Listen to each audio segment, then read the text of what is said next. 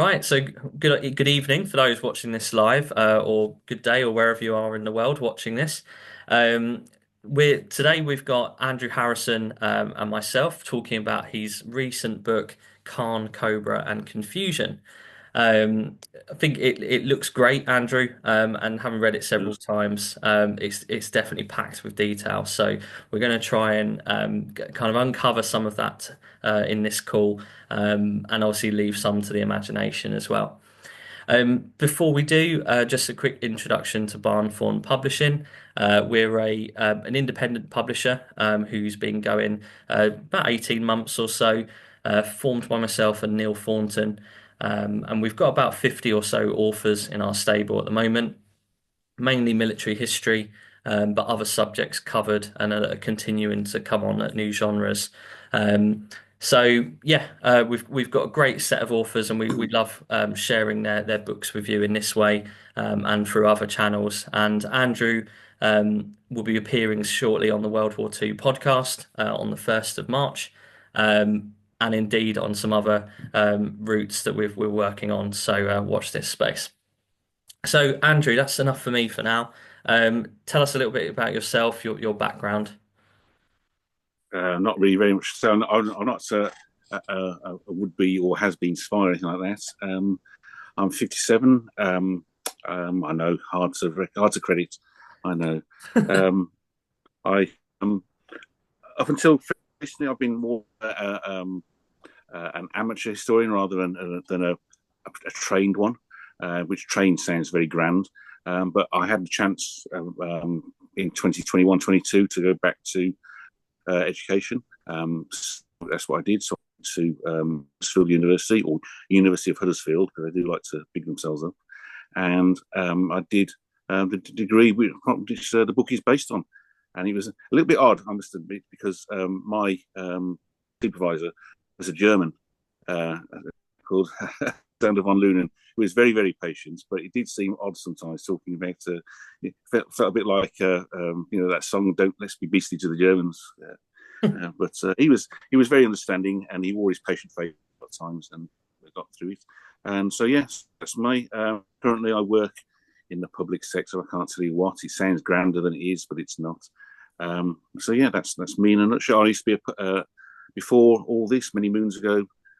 Before I got married and spoiled it all, I used to be a commercial diver and an instructor, and I was for a very long time was more interested in naval history, having dived quite a few U-boats and the sunken ships up in Scapa Flow. So I thought I might have that way, but Monty raised his head and went through. He was hard to ignore, so that's why we are here today.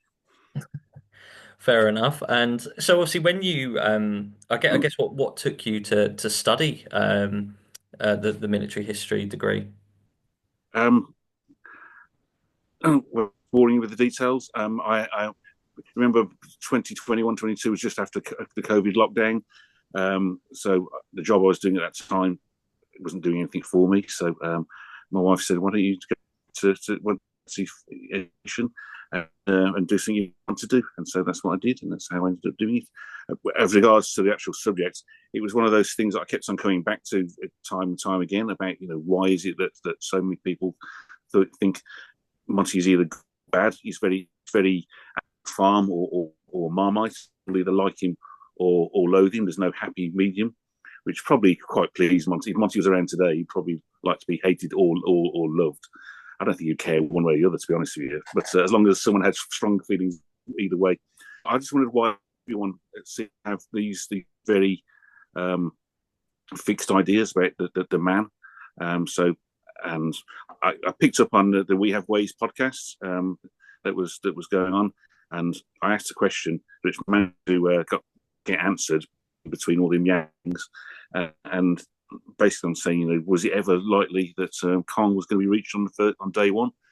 And they both said, James Holland and Al Murray both said no, it was not a chance. And that got me thinking of, in that case, why did I think it was going to be? And that's where we are today. That's how we ended up where we are today. It was well, that's it in a nutshell. Yeah, and I guess, all of these years later, Montgomery continues to be perhaps at times a divisive character, Device. certainly a much debated one. Mm, And as you say, it's an interest in his legacy, in these times, and how, I guess, how authors since the Second World War, those sooner to the, nearer to the time versus yeah, those at the more current time, how over the years that their perceptions have changed or kind of been parroted. I think there's very much a case of that. His or well, biography rather, written straight after the war, was fairly kind to him. But Monty being Monty, he cheesed a lot of people off. Monty's one of these strange people who couldn't read a room to save his life. I don't think there's if he. I think I've said it before to other people. If you locked him in a room with a cheese plant before very much longer, the cheese plant would probably be on the floor. It would throw itself off. But I think of what happened to me was because of Monty's personality, which probably wasn't the easiest. But it probably wouldn't be a good idea to go to Monty's house for Christmas dinner. You wouldn't get a word in if you did. And also, as you said, a lot of people, immediately war certainly, and into the 50s and 60s, the people who played major parts in the history is written were still very much alive. People like Bradley, Eisenhower, and so on and so forth, Bedell Smith. They're all very much alive and kicking. And there was that the greatest generation thing as well. You can't, which is still going strong. I don't know if we're going to touch on that a little bit later, but they were sacrosanct. So you couldn't say that A or B didn't do a very good job because they were part of that greatest generation. I don't think really there's any need. The problem with Monty as a figure of study is there is an awful lot of whataboutism about him. What about so? People end up getting them so tied up in knots, as if saying something against or not immediately 100% pro one person or one unit or whatever. It means that you're anti it. Well, so I think, and a lot of stuff happens off the battlefield also affected what's going on as well. And then you got the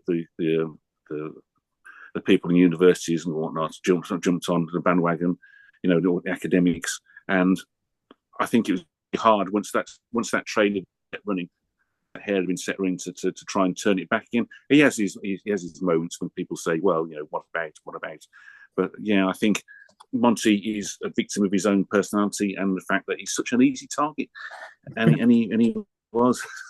he made the bullets for other people to fire at him. That's his problem. So that's Yeah, what I think. and I guess that with the what ifs, that there's always going to be, and I mean, you could go on forever. You could write books and books about the Second World War what if scenarios, and I um, like a good what if myself. I'm all for what ifs. I do like a good what if. But you're quite right. And the fact is, he would never ever.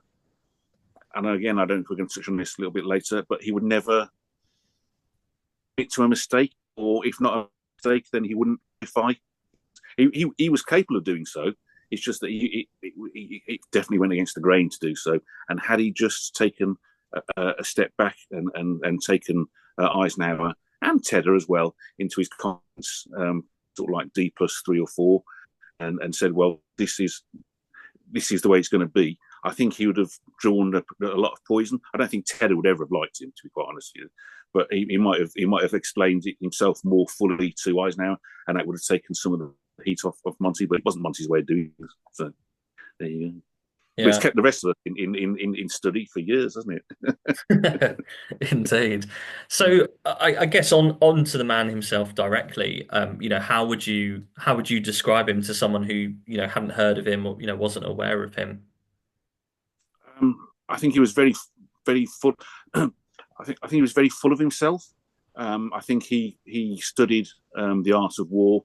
I hate that phrase, the art of war, but he studied the art of war very seriously, and I think that I think he was capable of having his mind changed, but he was not necessarily wanting to have his mind changed, but he had to believe in what the person was telling him to change his mind, or there has to be the right sort of circumstance um, to change his mind. I mean, he was capable of changing his mind, but anyway, so he was injured quite seriously in the opening days of the opening weeks of the First World War.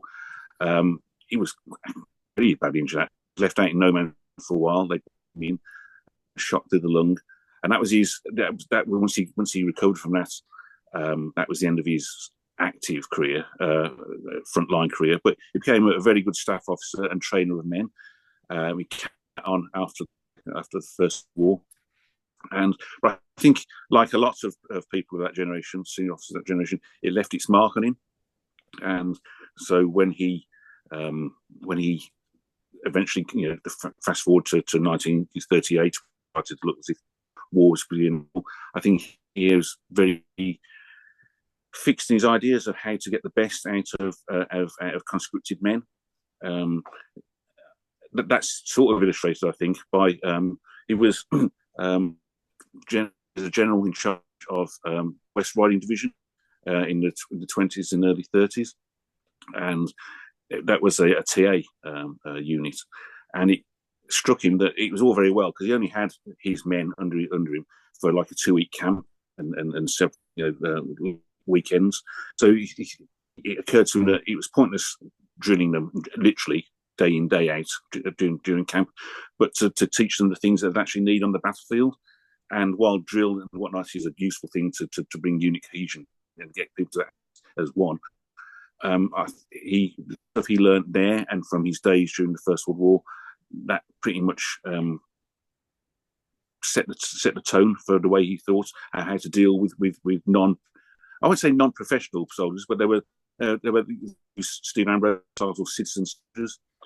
There was a core of professionals, but the rest were TA people or people who were conscripted into. And I think he knew how to get the best out of those people, and I think that was proven as time went on. A person who was very much himself, very much loath to apologise or to change his mind, at least in public. But he wasn't the stick in the mud that people thought that came to regard him as. He was very open-minded. He got for establishing like a unit brothel between the wars in one of his postings. Even though he was regarded as someone who's very, very uptight. He was married. He did marry. He married quite well. Unfortunately, she died. His wife died, leaving his son David behind. But he was very open. He had tattoos. He hated the idea that people knew he had tattoos, but he did. If you see pictures of him with his clothing up, his sleeves on, you can see just about. And he was just large enough, and I think he knew how to work the oracle with getting the media, we'll say, of the day. I mean, Facebook wasn't a thing back then, wasn't it? It was or excuse me, or newspapers. So I think he knew how to use that to his advantage. And people said that was he was very full of himself for that. But I don't think he was any more arrogant than the likes of MacArthur or the Patton of this world. It's just that he gets off more people than MacArthur, and that's saying something. But that's not another thing. And I guess obviously from his experiences in the First World War to obviously what would come in the Second World War, warfare had changed dramatically, and his role, being a leader through those times, did that give him the opportunity to kind of develop tactics, etc., around, say, the use of tanks, armored warfare, as it gained like momentum?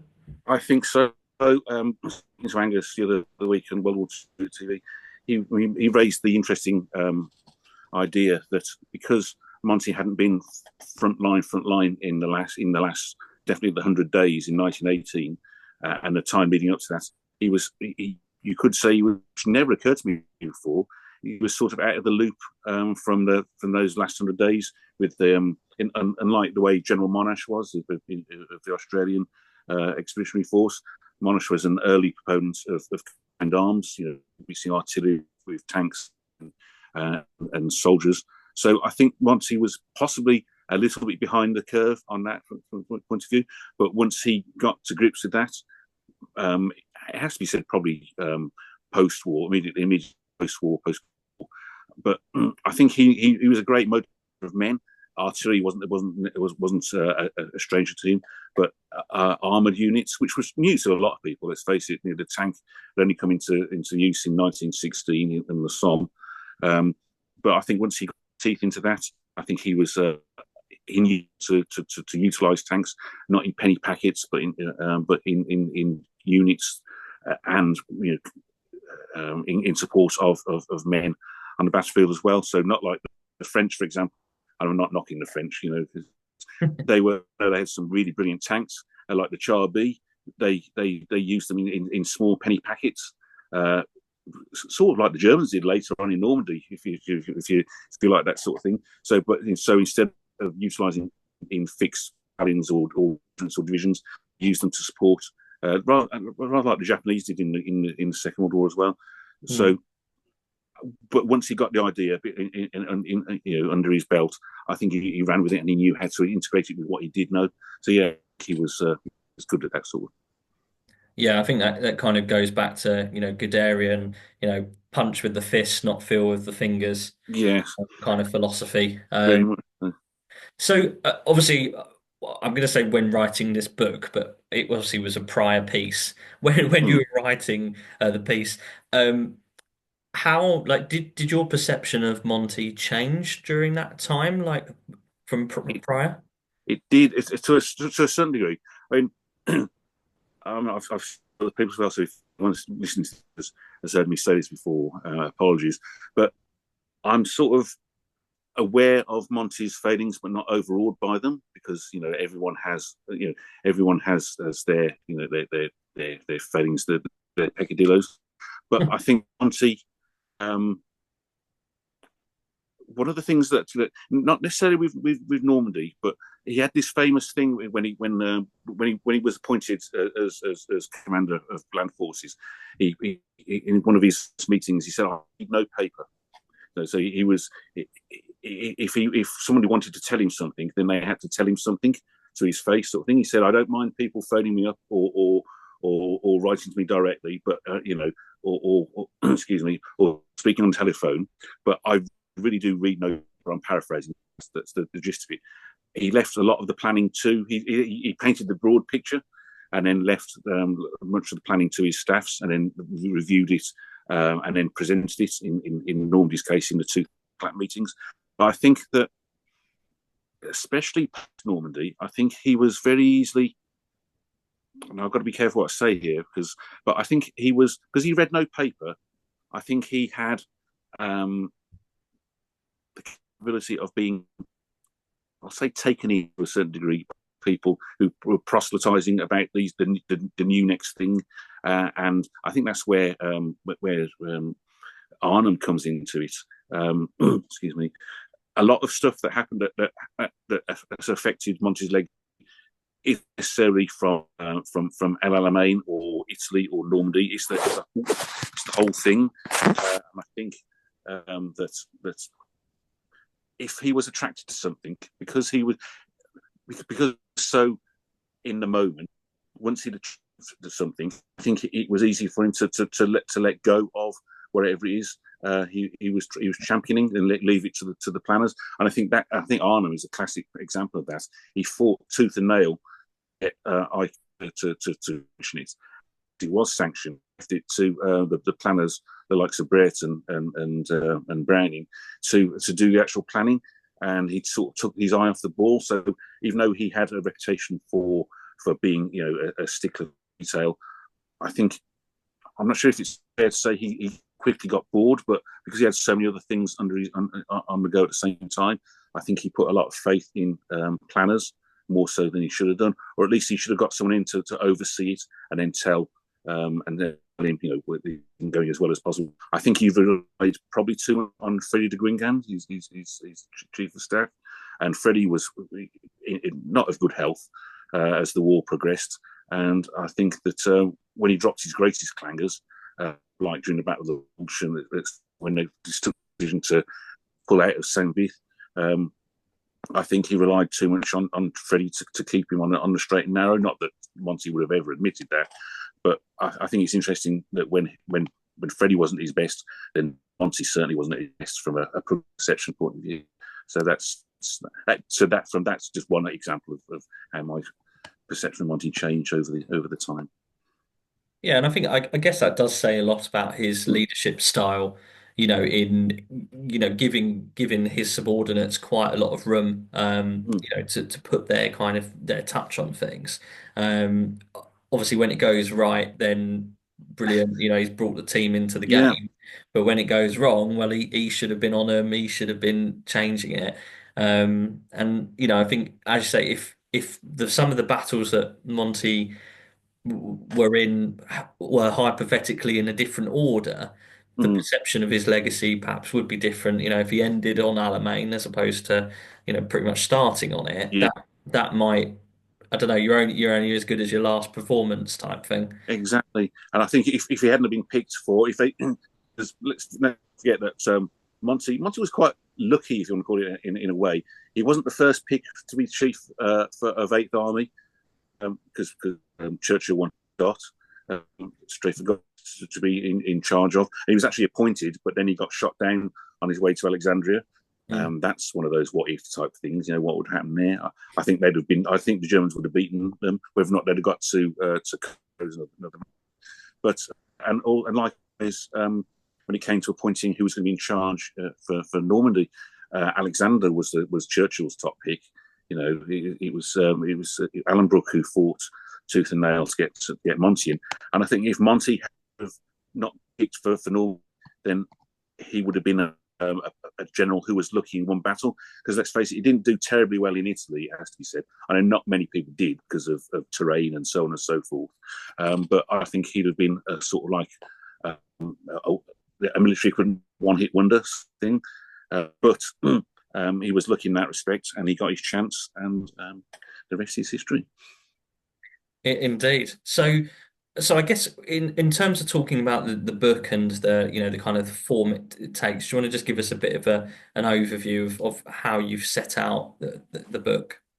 Yeah. Well, it's not the first thing to say is it's not a linear retelling of the Normandy campaign from start to finish, because that's been done before and done well a lot of times. And you're talking about the likes of Peter Caddick Adams is really good, excellent account of what led up to and D-Day itself. There are several well established and popular books of that type.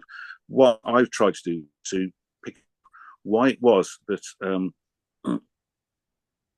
from the planning times right up to the end of D-Day. And from my point of view, D-Day finishes pretty much. And I know this is arbitrary from my point of view, but as soon as the Americans beat the counterattack at Mortain and Avranches, that's pretty much by the shouting. Yes, there's fillets and all that. That's important, but there are several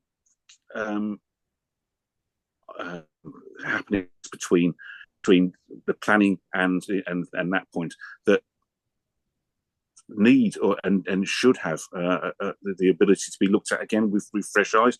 A good example of that, for example, is excuse me, is Goodwood.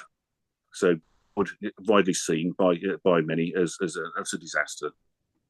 Too many tanks lost, too little ground gained. And that's not the case. And I think I've demonstrated that as far as, people have written reams about Goodwood, but I've picked out what actually happened and backed it up with sources from people like the Royal Engineers, Royal Mechanical Engineers, who did the recoveries of tanks and whatnot, and likewise Epsom. So shown why it's not the disaster that people think it was, and how it all tied in with Monty's thinking. Basically, Monty wasn't bothered about the capture of ground per se for its own reasons. He was a great one for going on about crumbling the enemy down. It doesn't mean to say that you can batter your head against a brick wall, a la Verdun. As long as as long as you lose so many, 10,000 and the enemy loses 10,001. He wasn't that sort of general, but he was a sort of general who laid down what he expected of his battles and how that was going to feed into the overall plan of campaign. And so I've taken 3 or 4 core issues like Caen, like Cobra, like Epsom and Goodwood, and try to shine new light onto this in the attempt to make people rethink what they think they, and then they go on using the what's the word I'm looking for, the resources that I've shown to learn about it themselves and to make up their own mind, because I think there's too many, as I said, and I sound like a parrot here, so forgive me, but there's too much Monty bad, Monty good sort of thing. I think it's about time a lot of people could look at this and make up their own mind without looking at what's gone before, and hopefully that sets that particular hare running. If I'm using the horses I've provided. Definitely. I mean, I think that's the advantage of the academic background for this. Mm, You'd have had to heavily reference it throughout, and yeah. you've gone into various different sources, primary sources, that other people might not. They might pick up as you say, a well-known book or two, and Mm. cast their judgment from that as such. But I've had to change it. It's not a simple. If you looked, God forbid, if you to read the thesis and then read the book side by side, it's a simple reprint and retelling. Academic writing is a very strange fish in many respects. Really, you're only writing for 2 people, and those are the 2 people who are going to mark your work. So as long as they think it's okay, and then you because they've always got something to say about it. I shouldn't diss academia, but you're writing essentially for 2 people. When it comes to writing a general history, published by the likes of yourselves at Barnthorne, that's not going to cut it really. You've got to say why it is. You've got to go into a bit more academic. They don't like free stuff. They like writing that isn't straight to the point. So when I write from the book that I've written for yourselves and for me, it's not just what happened; it's why it happened and when it happened and the things that connect to that. And so, not dumbing it down. Please don't think that. It's just written in a way that is, dare I say, readable, as opposed to sort of like very very linear in its own right. So, and also that's why I mentioned things like the use of language in the because language is so important, and Monty was misunderstood so many times. Sometimes I think he played the game and he said things hoping that nobody would question him too much. But then again, people like Patton and Brad did that. But I think that it all feeds into the main thing: why things were said and how things were said, and the way that Americans and Canadians and British people speak, and the way that affects the narrative history as well. Mm. And I think just going back to a point you raised earlier about, the tank losses, etc. Again, language around that. Well, okay, what if, 200 tanks were knocked out? What does that Mm. actually mean? Well, for our side, quite a lot of them ended up, back in the line Yep. or, certainly recycled, so to speak. Whereas for the Germans, that wasn't as easy. Obviously, famously, their tanks are a lot more complex than ours, engineering wise, etc. And they were obviously moving backwards, whereas we were moving forward and recovering. Exactly, and there's a I think I reference it in the book that the recovery people, they aim to have sense of their vehicle back with their customers, vehicles covered back with their customers. In other words, the regiments and battalions they came from within 24 hours. So that's not bad going at all. A lot of the times when people bailed out, I mean, I would certainly, if I was trudging across the fields of Goodwood in a or excuse me, Cromwell, and something ricocheting, and then I smelt burning, then I'd be bailing out as well. So, but a lot of the times those tanks weren't actually knocked out; they were just, but the people bailed out, got away, and then as the battle passed on, then because very few tanks actually recovered under fire, it was just within 3 days after. So from recovery to going back to the units they came from, that was within 24, 48 hours. That's how good they were. and even the ones that couldn't be recovered and sent into the line, they were placed by the tank parks that the Germans could only dream of. I mean, I think after Goodwood, I don't think this went into the book, but after Goodwood, only for all the tanks the Germans lost, they only received 12 back in placements. You know, too bad, you know. But we had. I'm not saying we were profligate, but we could afford to lose material in a way that the Germans couldn't, and we play that to our advantage. Well, why wouldn't you? Yeah, perhaps not the kind of the Red Army doctrine to losses, but certainly a kind of a pragmatic one, shall we say? Yeah, I mean, let's face it. That's why Goodwood was a thing. Anyway, we were by the time Goodwood happened, we were running short of infantrymen. In fact, towards the end of Normandy, anyway, one of our divisions was broken up for spares, like it happened in Italy. So we were facing that sort of situation that the Americans just weren't. So we had a surfeit of tanks, and that's why Goodwood was very much armored heavy. That said, we still managed to lose a lot of people in the meantime, and that's not being flippant or anything like that. It's just that any military operation is going to lead to is just to manage those losses.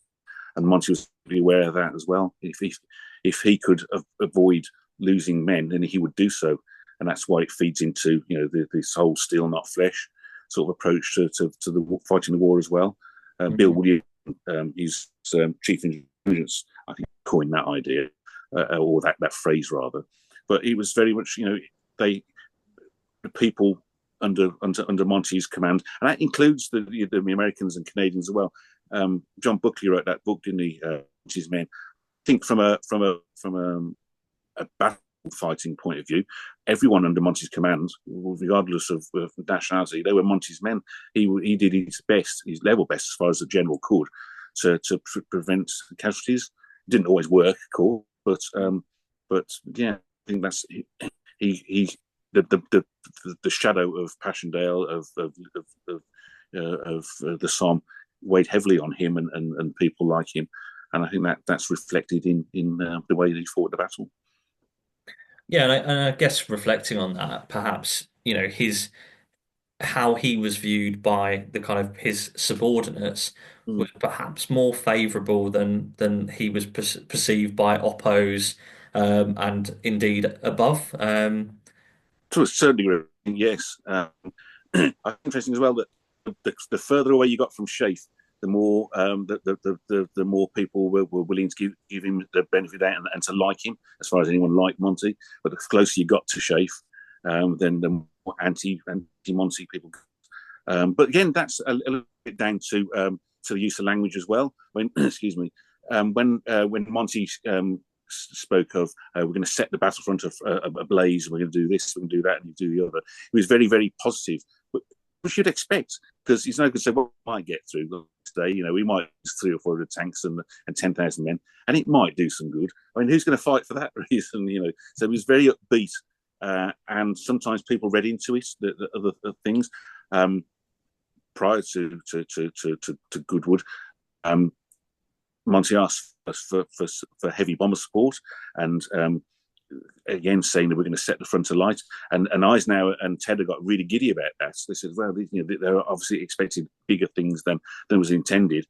And he did send his staff officers, Kit Dorney, to speak to the various people in Sheaffe, and he sent one of his officers back to speak to Allenbrook as well before Goodwood kicked off, to explain what it was he was meaning. But already in Eisenhower's, this is going to be the breakout sort of thing. Even though the breakout was always supposed to be from the British Canadian side, I think he construed that, and certainly post-war historians did, and people at the time, with all this bloodshed, all this bombs are going to amount to the breakouts, and that was never Monty's intention anyway, with regards to Goodwood. But excuse me, but yeah, I don't think he could be responsible for what people thought. It's just he did his best as far as Monty ever could to temper expectations, and that's why the book was called Caen, Cobra, and Confusion. I don't know if we're going to jump in the gun slightly here, No, but no. the intention from the get go was always going to be, unless you were General Morgan, the initial cost appreciation, cost. Cossack's idea was always going to be the British were going to lead the breakout from their sector and then race to Paris. When Monty got hold of the idea, he always had it in his head that Caen was going to be the shield hide behind, say or not, and that the Americans were going to build up and then do the breaking out, and that's exactly what happened. But in between times, we got lost there, and so people equated not capturing much ground, not having enough fields as they and not having room to maneuver as a failure of the plan, and the plan wasn't a failure. Overall, I know you can say, well, you're just being an apologist for Monty, but you're not. The sources support. The only people who really support that is Monty himself, because he was blowing pig to say, as I said earlier, if he'd have taken Ike and Tedder into his confidence in D3+, certainly before Villers-Bocage and Epsom, then he wouldn't have got half the flack he did. He would have still got flack because it was Monty would talk about, but he would have been history probably would have been a little bit kinder than it subsequently was, but it wasn't Monty's way. Indeed. So obviously you're not expecting you to create an index of characters at this point, but there's a lot of names have been mentioned, and obviously some of them, more in passing than not. So who are the kind of the main other players in your book? Well, I've mentioned him a couple of times already, but Air Marshal Tedder, Eisenhower's deputy, he wasn't keen on airmen. He didn't like it.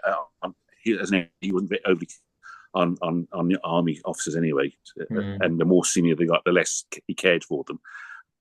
And he and also his deputy Conyngham and Tedder. Although that Conyngham was, and again he's mentioned in the book several times, but Conyngham was one of those characters who Monty managed to work his reverse magic on. When Conyngham first met Monty in North Africa, he said, I've been in the desert 2 years, and I've seen X amount of army commanders and corps commanders come and go, but in this general here, I think we will go far with him, and they did, obviously, but as perceptions changed over the course of North Africa and into Sicily, and I think Conyngham didn't think that his airmen got the credit they deserved, and so as I say, Monty did a sort of like King Midas in reverse. He sort of like turned that good working relationship and turned it sour somewhat. So there's Tedder and Conyngham. They also Tedder as well, especially. And again, I'll mention this in the book. There was an air plan by certain parts of the campaign. We're going to have X numbers of airfield established on the continent in Normandy, in the Normandy beachhead. And Monty himself was very clear about this. As we capture more land, they will get more airfields, and things will become more and more easier for the Allies. And from D+2, there was the first airstrip was established in Normandy. There was no shortage of airstrips. It's just that they didn't match the air plan that was drawn up beforehand. But because the bridgehead, the size it was, because there were enough aircraft based across the channel that could also offer support, I think the airmen sort of like conflated only having X amounts instead of Y amounts of airfields with a failure for Monty, and I think that's what got him a lot of steel. But it has to be said that at no point really did the Allies fall short of air support, and it would have come as news to the Germans because they would have given their right hand for the air support they got. Anyway, who else can I mention? Eisenhower, of course.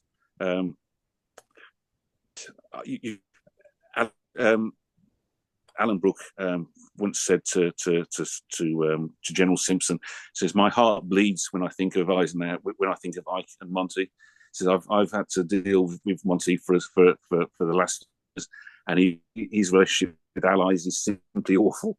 And that was the person who supported him to say that,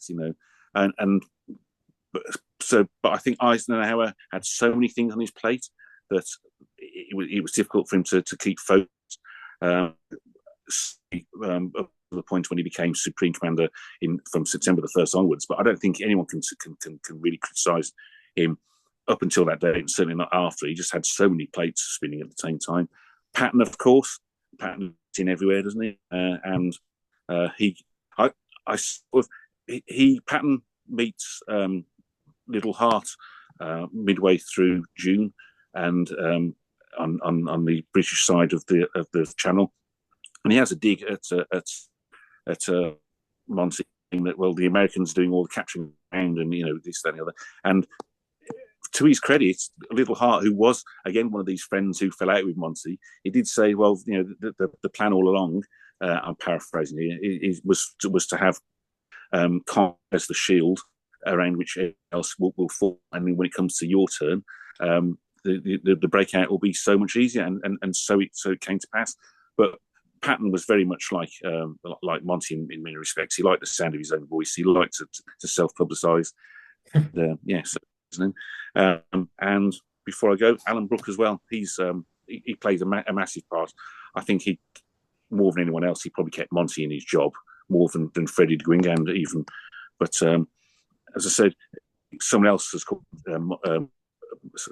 called Monty Alan Brooke's battlefield executive, and I think that sums him up perfectly. He put a lot of effort into Monty, and it paid off. So those are just a few. Bradley, of course, he gets a lot. These are funny characters because up until when the plan for Normandy first came out, again, I'm paraphrasing, but basically Monty said that I'm in charge overall, but they'll do their thing, and so they will act as General Bradley sees fit. And he never ever gave Bradley any hassle whatsoever. And in his memoirs, A Soldier's Story, he describes the British and Canadians, their role being sacrificial in nature. He got it. Monty never gave him any jip. If you cast your mind back to Goodwood was supposed to have been in concert with the moves by the Americans to if not break out, then to capture Saint-Lô and then start the break a bit later. Saint-Lô never got captured, and so it was pushed back a little bit further. Monty said, "Take all the time you like, Brad. We'll do this." And some historians have said, "Well, isn't that just a bit condescending?" No, it wasn't condescending. It was just Monty's appreciation of American difficulties, and their difficulties were massive. Yes, they didn't face the amount of tanks that the British and Canadians were pulling onto their sector of the front, but the barrage was awful for the Americans, and it wasn't until they were good and ready, a good Monty doing a chill to him prior to he did to the other generals at LLMA, saying, "You've got to act now, you've got to act now, you've got to act now," because that would have just led nowhere. Monty knew that when the time was right, that the Americans would break out successfully, and that's what they did. So there you go. Fair enough. So, last real question as such, and then we'll get into the wrap up. Okay. How would you say? Obviously, we talk of legacy, and we've touched on it at different points. But how would he compare to our other Second World War British generals, some of whom we've mentioned? I think history-wise, he's easily on a par with Slim. Slim, hold up, Slim. I have no beef. Slim has to be said here, but Slim could be as awkward as Monty over in Birmingham, 14th Army. I think when compared to the likes of Patton, and again, I'm not. We have to be careful with saying, well, Patton was this, that, and the other, or MacArthur was. You've got to bear in mind that everyone was fighting the same war, for the same battles, with the same intent to oust the German. So it's not a. I'm. Don't please anyone think that I'm saying, well, Monty was Marmite, and so is Patton, and Patton was as bad as he was not as he had different things to tackle. So I think that Monty and Patton, while they were often compared, by that time Patton was only an army commander. He was no longer an army group commander, and I think if anyone else Patton had tried to do the stuff that Patton, he'd have probably been relieved the command or sidelined um, before he was after the war finished. I think he compares favourably, but I think that too many things happened off the battlefield, especially post, and he was he was rotten to people. Was Monty, and I think that's people don't like a sore winner, just like they don't like a sore loser. But I think he thinks he should have more credit. I don't think anyone had more credit really, but not from this country, not to start off with. But he didn't know how to deal with well, I say negativity. Let's call it negativity. I don't think if people were praising him, then Monty was all. But if people were less praiseworthy, then I don't think the way he handled people just wasn't. That's why he's got the reputation he's got as being a bit of a so and so. So, if you look to answer your question in a nutshell, if you look dispassionately, I think he's easily on a par with anyone else of his standing.